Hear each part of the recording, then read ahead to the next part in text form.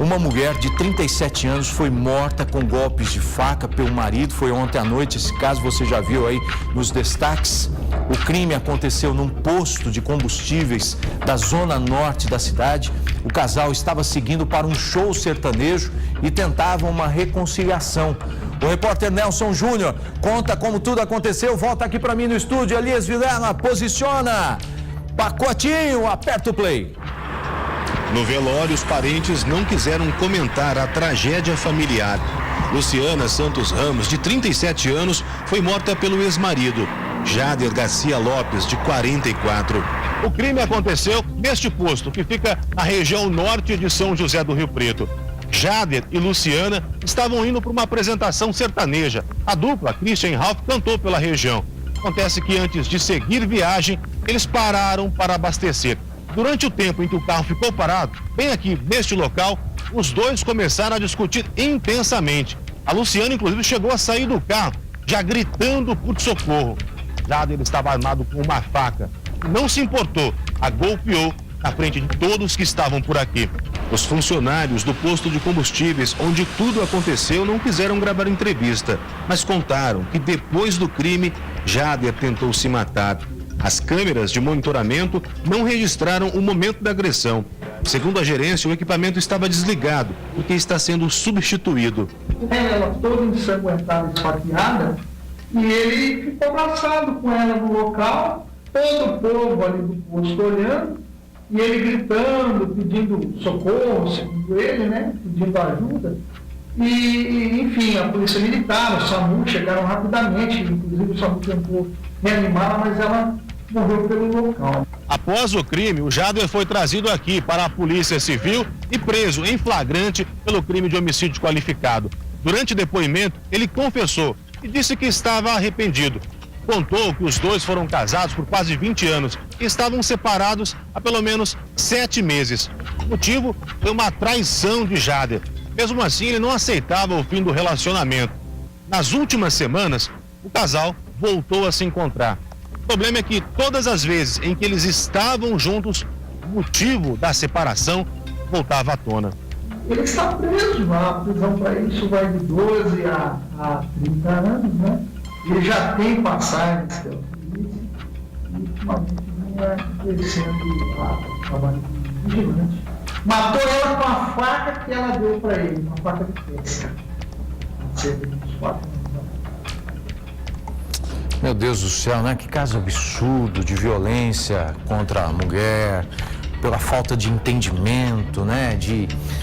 A pessoa muitas vezes se acha dona da outra e age ali por impulsividade. A gente não sabe o que aconteceu, como era o relacionamento desse casal antes, né? O porquê que ela aceitou a voltar a se encontrar com ele, porque seguiam aí para um show sertanejo. Ou seja, a gente deduz, a gente não pode afirmar nada, porque a gente não convivia com o casal, mas a gente deduz que eles estavam tentando uma reconciliação amigável, digamos assim, não é verdade? Sem nada forçado. Agora a gente não sabe, não é verdade? Olha, nós vamos agora ao vivo com o repórter Nelson Júnior, que está na Delegacia de Defesa da Mulher. Ô Nelson, boa tarde. A polícia está investigando esse caso, né? Exatamente, Sandro. Apesar de todas as evidências, a polícia segue sim investigando o caso. Lembrando mais uma vez que o Jader está preso e tem inclusive um histórico de violência contra a mulher e também as filhas, 3 adolescentes. Eu vou começar aqui com a doutora Dálice Aparecida Serão, que é a responsável pelo núcleo da DDM Integra, a Delegacia de Defesa da Mulher, e inclusive agradecer aqui, porque a gente sabe que o expediente é bastante corrido, tumultuado. Esse histórico de violência de fato existe. Não resta a menor dúvida, né? E os delitos de ameaça superam em nossas estatísticas. Muitas mulheres reclamam, mas infelizmente poucas enfrentam essa situação e levam avante esses registros. No caso do Jader e da Luciana, existem ocorrências que mostram um histórico já de violência entre a família? Sim, esse indivíduo foi preso em 2012 por violência contra a mulher e contra a filha mais velha. E também, na época, ele portava, né? Mantinha uma arma de fogo escondida no quintal dele. Então já demonstrava ser um indivíduo violento. Ela, em algum momento, procurou a delegacia, buscou apoio? Não. Nós tivemos aqui a presença das duas filhas reclamando as ameaças por parte do pai, dizendo que a mãe também sofria violência, mas ela se recusava em comparecer aqui na delegacia. Bom, importante deixar bastante claro, meu amigo Sandro Pires, que em momento nenhum a gente tenta aqui encontrar explicação para o caso, até porque não existe, a gente tem uma mulher que perdeu a vida, e nem justificar o que o Jader fez, mas sim levar apoio para as mulheres que passam por essa situação, o caso da violência doméstica. Felizmente, poucos são os exemplos de violência extrema, como esse sofrido pela Luciana. Mas só para você ter uma ideia, eu passava aqui pelo saguão de atendimento da DDM, algumas mulheres me reconheceram por conta do balanço geral, até conversei com uma delas e ela dizia o seguinte: olha, eu tô aqui porque o problema é bastante sério. Eu pedi a separação, meu marido é violento, ele bebe e agora ele recebeu a notificação e disse que se eu voltar para casa para buscar minhas roupas, ele vai me matar, vai me agredir, e veio aqui buscar esse apoio. A gente diz isso por quê? Porque é muito mais comum do que a gente imagina, né, doutora? Sim, existe uma resistência muito grande do homem a aceitar o rompimento de uma relação, embora não conviva em harmonia, mas não aceitam essa separação. E as mulheres têm encontrado nas medidas protetivas a solução, né, para o seu problema. Mas mesmo assim a gente sempre adverte no sentido de tomarem cuidado, porque nós não sabemos a índole desse homem. Evitar um possível homicídio é muito complicado. São casos pontuais, mas a mulher que já detecta esses sinais de violência dentro de casa, ela tem que tomar uma providência o quanto antes. Não resta a menor dúvida, ela tem que ter uma cautela muito grande. Olha, nesse caso havia um histórico de violência, mas nos anteriores não havia nenhum registro policial. Isso significa que a mulher estava suportando, né, essa conduta, não procurava ajuda. Vamos voltar ao estúdio, o Sandro quer conversar com a gente aqui, pois não, Sandro? É isso que vocês estão dizendo aí, ou seja, o que a gente vê no dia a dia nosso da violência contra a mulher são casos que já estão na última fase, né, dentro de um relacionamento já conturbado.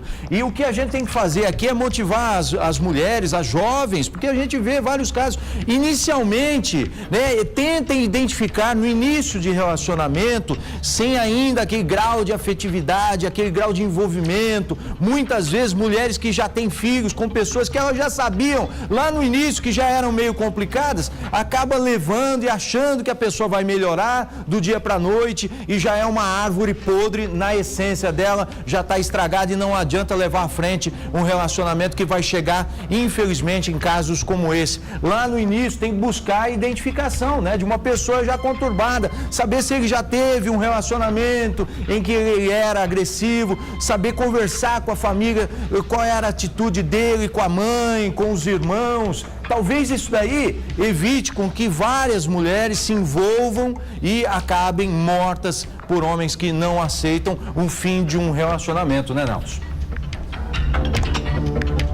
Exatamente, mais uma vez ressaltando aqui, de forma nenhuma a gente está tentando explicar o caso, mas levar essa informação, porque o laço facilmente vira nó, mas o nó dificilmente se desfaz e vira laço novamente se alguém não ceder e buscar apoio.